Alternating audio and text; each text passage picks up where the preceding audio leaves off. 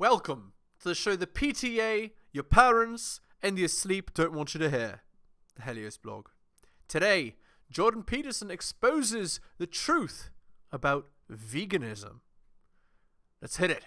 The reason she's alone is because she's difficult. Women are not accepting the bare minimum. Women fuck men they respect. All the women who say things like, I'm strong, independent, I don't need no man, like, y'all impress me. Women just gaslight each other and say what they want to hear.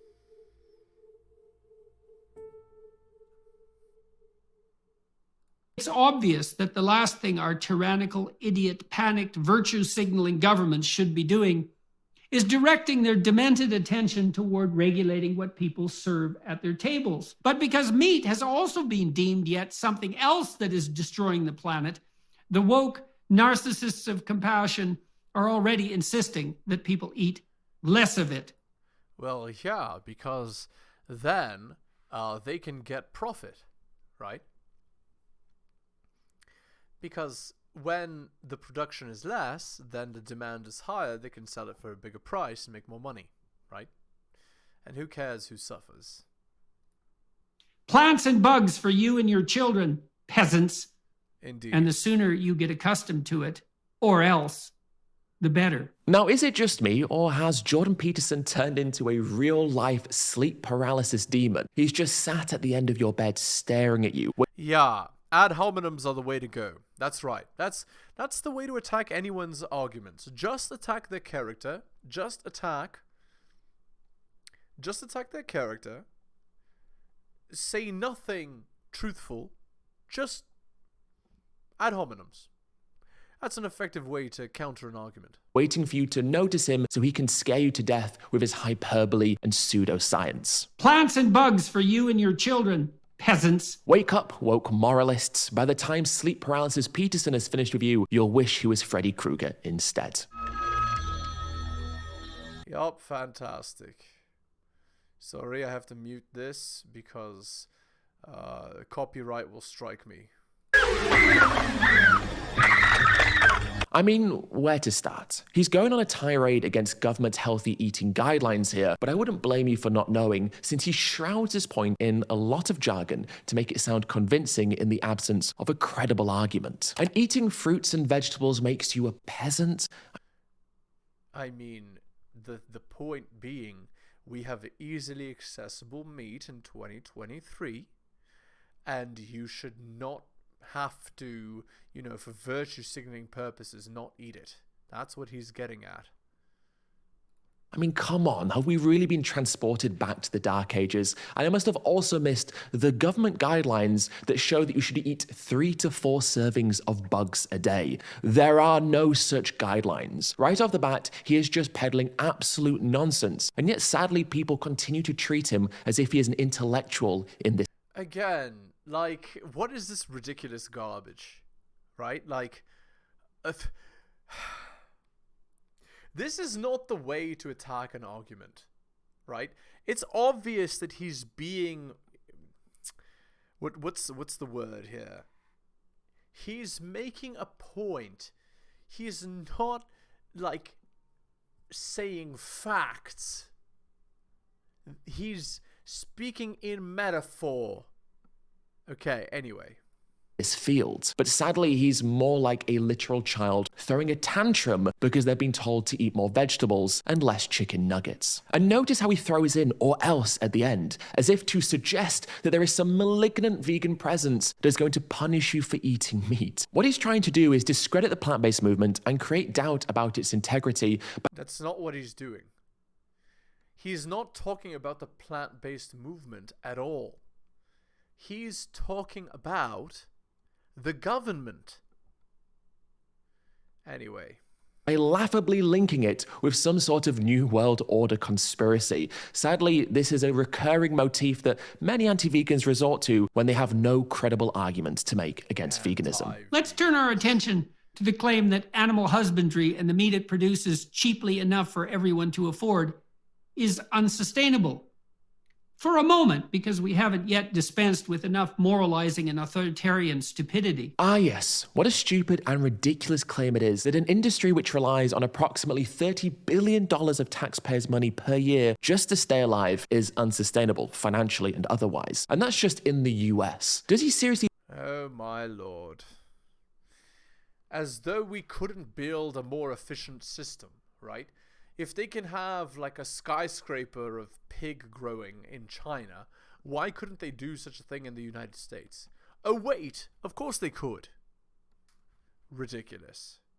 think that animal farmers have achieved these low prices on their own through the free market, through hard work? No, of course they haven't. Meat is the price it is because governments have been propping it up with subsidies and price fixing since the 1930s. To give you an idea of just how distorted our food system has actually become, it's estimated that a pound of hamburger meat, which costs around $5 today, would actually cost about $30 without government subsidies. So it's unbelievably ironic that Jordan is trying to criticize the state's influence on our food system while praising something that is literally the product of state intervention. It just goes to show how little he really knows what it is that he's talking about, especially considering he is someone who apparently only eats red meat. So good job, Jordan. You don't have a clue what it is you're talking about. In fact, okay, I don't know about you guys, but I'm literally falling asleep listening to this guy. Do I really have to like counter this guy's points for another 20 minutes? This guy's a disaster. Okay. Anyway.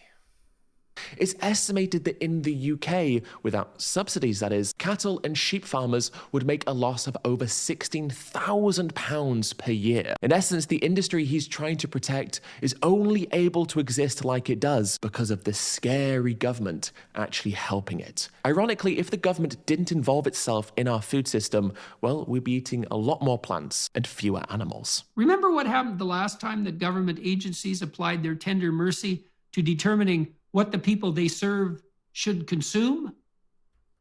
We were offered the much vaunted food pyramid, telling us to eat 6 to 11 servings of grains and carbohydrates a day, with protein and fat at the pinnacle, something to be indulged in with comparative rarity, if indeed necessary at all. That all turned out to be wrong. Right, it's just a rotating fad chain, effectively. Not just a little wrong, but so wrong that it might as well have been not just wrong, but a veritable anti-truth. Something as wrong as it could possibly get. The food pyramid was brought into being not least by the U.S. Department of Agriculture. That is, by marketers, not scientists or nutritionists, with no shortage whatsoever of lobby efforts by those whose products ended up being promoted. First off, there hasn't been a food pyramid in over a decade. It was replaced by something called My Plate in the US in 2011, and it clearly shows that grains and protein have been given an almost equal weighting. So it's a veritable anti-truth to say that dietary guidelines recommend people rarely eat protein, if at all, meaning the entire premise of his video is actually false. And just to be clear, I'm not trying— Here we go. Yup, let's just... Okay.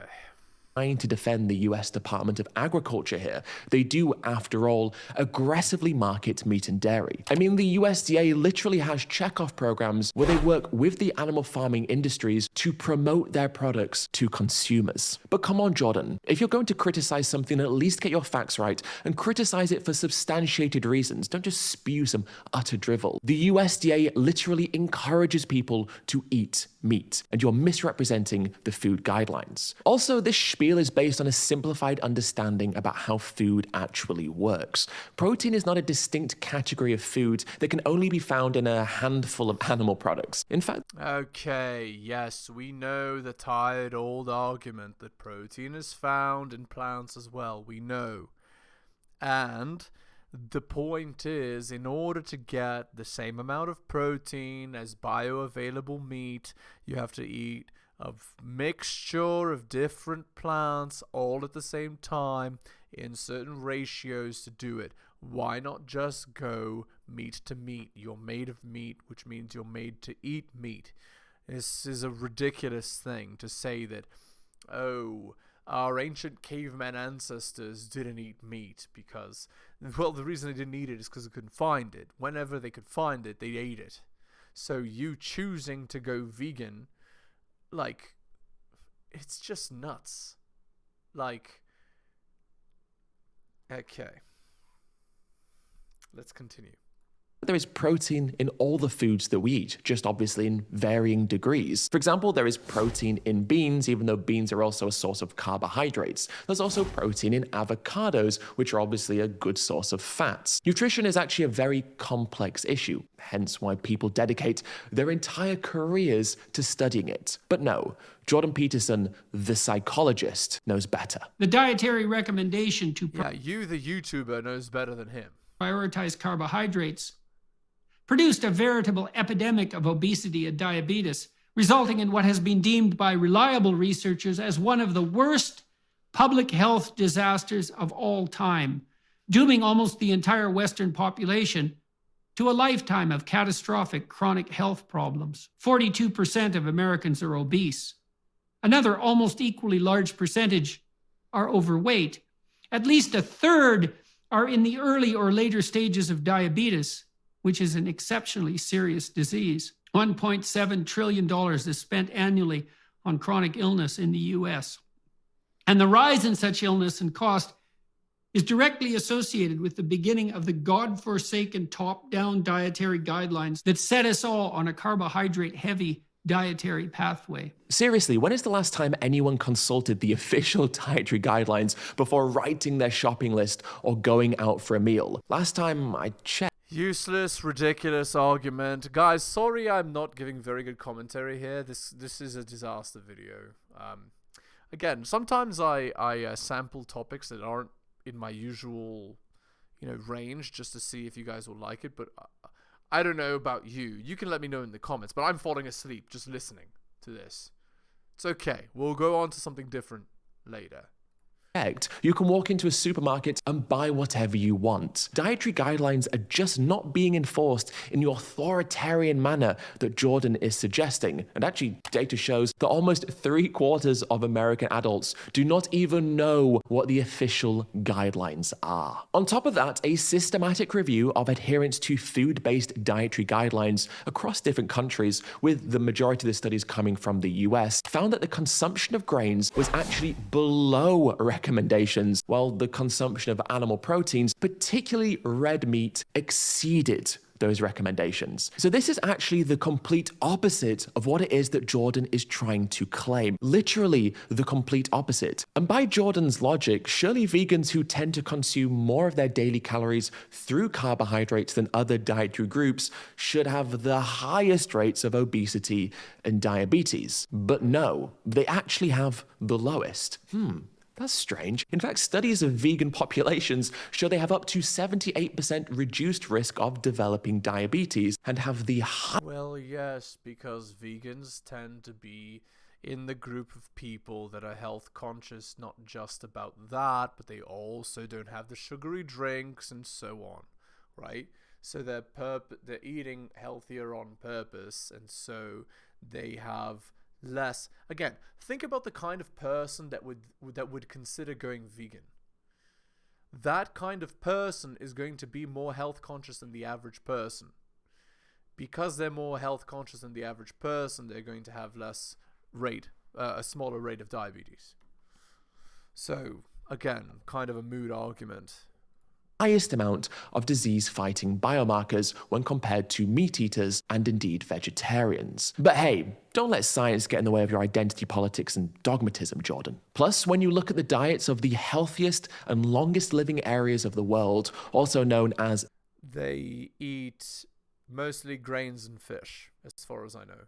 The blue zones, well, what do you find? Well, actually, a 95 to 100% plant-based diet, very high in carbohydrates and very low or completely absent in animal fats. In fact, 65% of what people eat in these blue zones comes from complex carbs like whole grains, and beans. Now, it is important to point out that Jordan does not distinguish between different types of carbohydrates in his video. In other words, he doesn't distinguish between complex carbohydrates, which are of course generally very healthy, and refined carbohydrates, which have had much of their fiber stripped away and are of course far less healthy. So we can only assume that he is grouping all carbohydrates together in general, which is just incredibly oversimplified, not to mention misleading. He's basically not. But your argument is not misleading or oversimplified. You're very clear in your argument. Differentiating between eating sweet potatoes and eating donuts. So if the obesity crisis is not the fault of food guidelines, which the vast majority of people don't know and don't adhere to,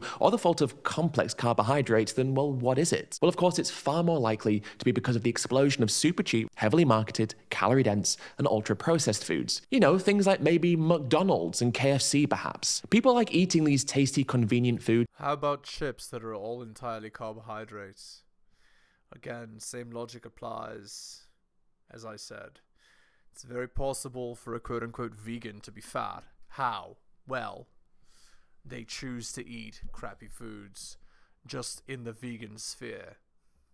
And companies love selling them to people, which is why we've ended up with a system which encourages the overconsumption of junk food, which, yes, of course, is high in refined carbohydrates, but also is incredibly high in saturated fat and is predominantly animal-based. The bottom line here is that Jordan is misrepresenting the food pyramid and also making claims which are very simply put unsubstantiated and misleading. But go on, Jordan, do tell us more. There have been, in addition, dozens of studies debunking the claim that red meat causes disease. The Pure study, P-U-R-E, published in the journal Lancet in 2017, analyzing 140,000 individuals from 18 countries, revealed that, quote, higher carbohydrate intake, not meat and fat, note, was associated with an increased risk of total mortality, and that, quote, higher saturated fat intake was associated with lower risk of stroke. Lower. That is exactly the opposite of what we have been told by the beneficial centralizing agents who task themselves with determining what we, as sovereign and responsible individuals, should put in our mouths. So the health benefits of a pure vegetarian and vegan diet are dubious at best. When you look at the totality of research on the subject of red meat causing disease, there is far, far more evidence that it does than doesn't. That's why the World Health Organization classified red meat as a probable carcinogen and processed meat as a carcinogen. They didn't just review 1 or 2 studies, they reviewed 800 different studies, not just the handful or so that Jordan is using to create his clearly biased viewpoint. And ironically, the Pure study he cites is one of the most contested nutrition studies out there. So let's go through some of the issues that other researchers have pointed out with the paper. Now, like Jordan, this study also makes the mistake of not differentiating complex from simple carbohydrates, again leading to oversimplified conclusions based on things like total carbohydrate intake. Strangely though,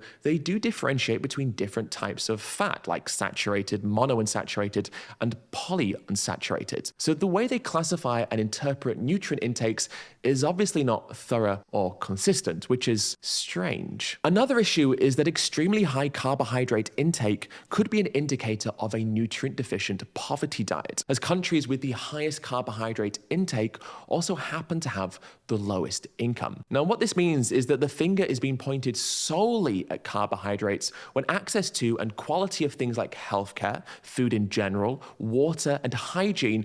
Well, okay. Again, it seems to me like both sides are actually falsely construing the argument. So, I don't know what to tell you.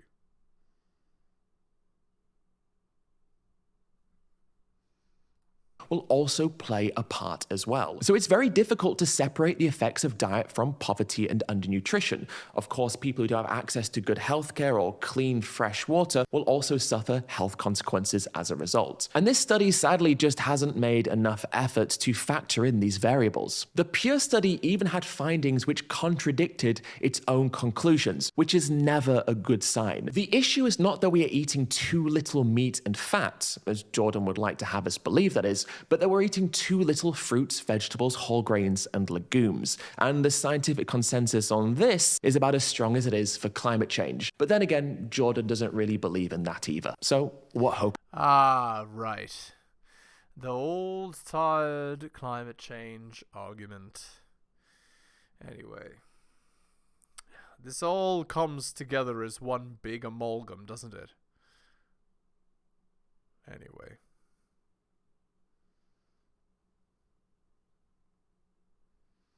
Let's continue. Have we got? He says, well, we don't have one problem, carbon dioxide, which is, I don't even think it's clear that carbon dioxide is actually a problem, but we can leave that aside. That'll get me in trouble with the College of Psychologists again. And now let's talk about dubious evidence for a moment. Jordan Peterson is a carnivore. He actually only eats red meat and salt, apparently. So what great evidence does he use to support this position, considering the evidence around a plant-based diet is apparently so dubious? A study was released that was published by Harvard epidemiologists. I think they were epidemiologists. They did a retrospective analysis of 2,400 people who were on the carnivore diet for 6 months. It was the only scientific paper I ever read where the surprise of the authors was evident in the manner in which they wrote. Because what they showed was that radical weight loss first. So that was pretty much experienced by all the participants. 90% reduction in all self-reported disease symptoms. All. Enhanced well-being and decrease in suffering. And sounds like the keto diet, right?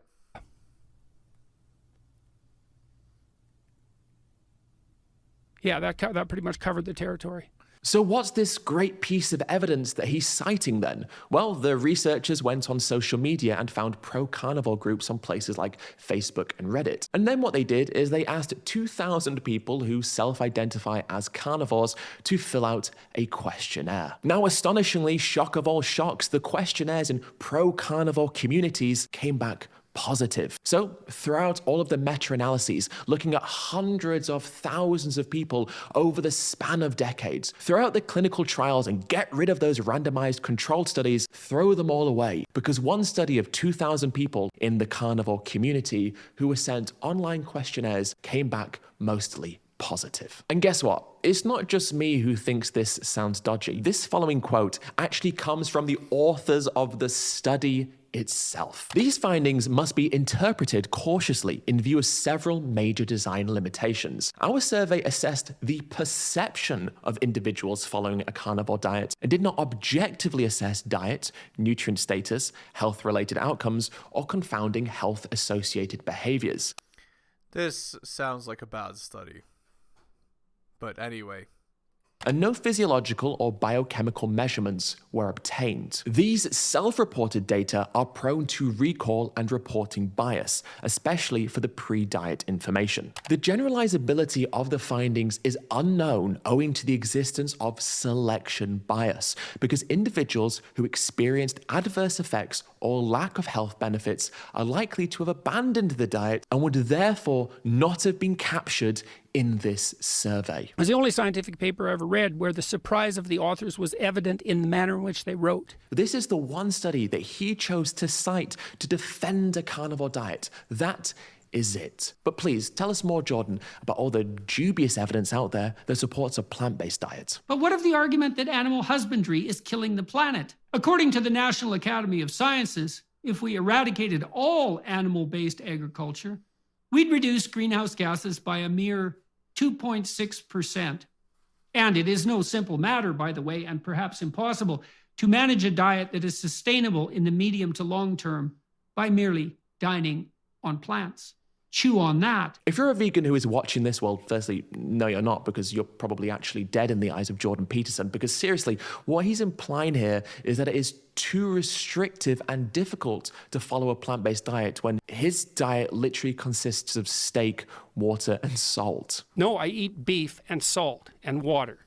That's it. And I never cheat. And guess what happened when he did cheat? His own diet is so absurdly unhealthy and restrictive that eating some apple cider gave him an existential crisis. When we restricted our diet and then ate something we weren't supposed to, the reaction to eating what we weren't supposed to was absolutely catastrophic. And we had some apple cider that had sulfites in it, and that was really not good. Like, I was done for a month. It produced an overwhelming sense of impending doom. Oh, yeah.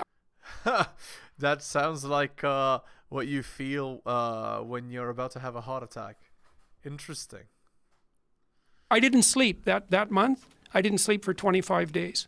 I didn't sleep What? at all. That's I didn't sleep crazy. at all for 25 days. How is that possible? That should I'll tell kill you how it's possible. You lay in bed, frozen in something approximating terror for 8 hours, and then you get up. You know what, Jordan? I think I'll stick to eating plants. Thank you very much for the advice, though. I mean, if this story is true, something is very, very wrong with Jordan. And if it's not true and he's making it up, well, then something is very, very wrong with Jordan. Oh, and actually, on the point of apples, Jordan himself claims that we evolved colored vision because we are fruit eaters. Fruit, that's interesting. We have color vision because we were fruit eaters.